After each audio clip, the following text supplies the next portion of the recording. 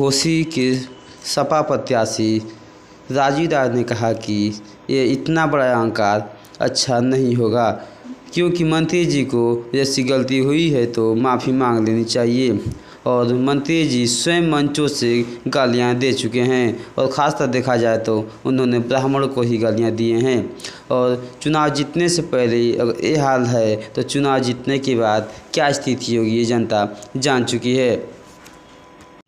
वहीं पर मीडिया से बात करते हुए बताया कि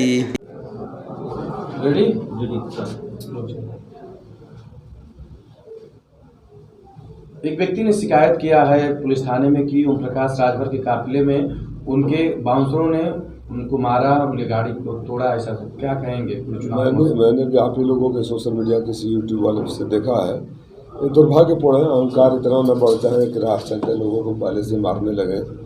मुझे लगता है कि अगर मंत्री जी के संज्ञान में मंत्री जी ने देखा होगा तो उसी समय उनको माफ़ी मांग लेनी चाहिए थी, नहीं तो कम से कम इतनी तो लोकतंत्र में अपेक्षा जनता करती है कि गलती कर हो तो माफ़ी मांग लिया जाए। इस तरह का अहंकार इस धरती बर्दाश्त नहीं करेगी।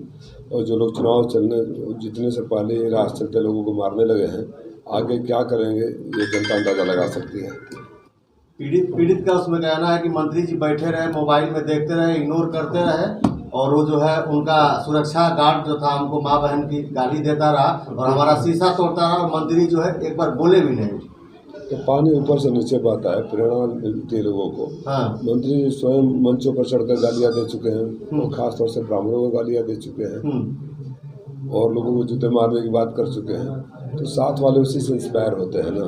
पीड़ित थाने में तहरीर लेके गया है और उसकी सुनवाई नहीं हो रही है। कहीं ना कहीं कह रहे हैं कि मंत्री का दबाव है, इसलिए थाने पे सुनवाई नहीं हो रही। कह रहे हैं कि विवेचना के बाद सुनवाई होगी और आपका जो है मुकदमा दर्ज होगा। इस पे क्या कहेंगे आप? नहीं, पुलिस को संज्ञान लेना चाहिए, कार्रवाई करना चाहिए। अगर इस तरह मनोबल किसी का भी बढ़ने लगे तो दुर्भाग्यपूर्ण है, पुलिस की भी क्रेडिबिलिटी का सवाल है।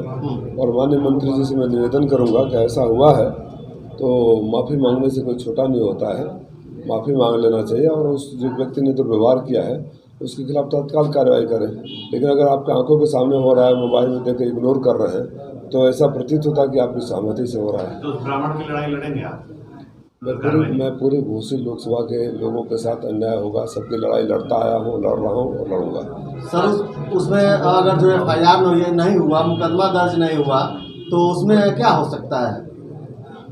और पीड़ित पक्ष कोर्ट जाएगा, मुझसे अगर कहेगा, मुझे तो किसी ने कहा नहीं, तो मैं भी अधिकारियों से बात करूंगा। ब्राह्मण समाज आक्रोशित है इस बात में।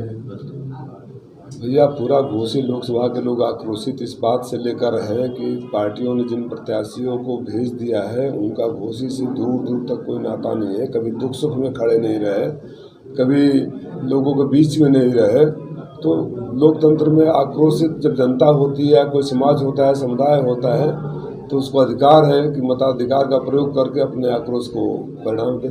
सर, बलिया में सनातन पांडे के ऊपर एक बयान को लेकर के मुकदमा दर्ज कर दिया गया और घोसी में तमाम इस तरह की बयानबाजी हो रही है, लोगों के ऊपर हमले हो रहे हैं, फिर भी यहाँ पर अगर कार्रवाई नहीं हो रही सर, तो किस एंगल से आप देखते हैं? भैया आपने अपने सवाल में बोल दिया, बलिया में विपक्ष का नेता था तो कार्रवाई हो गई, यहाँ पावर सेंटर है तो कार्रवाई नहीं हो रही है। तो ये सब भी तो जनता देख रही है ना। और चुनाव आचार संहिता है, उस पर भी तो सवाल उठता है। ऐसा अगर हो रहा है, कोई कार्रवाई नहीं हो रही तो चुनाव आचार संहिता निश्चित रूप से चुनाव आयोग को भी संज्ञान लेना चाहिए। अगर लगातार सोशल मीडिया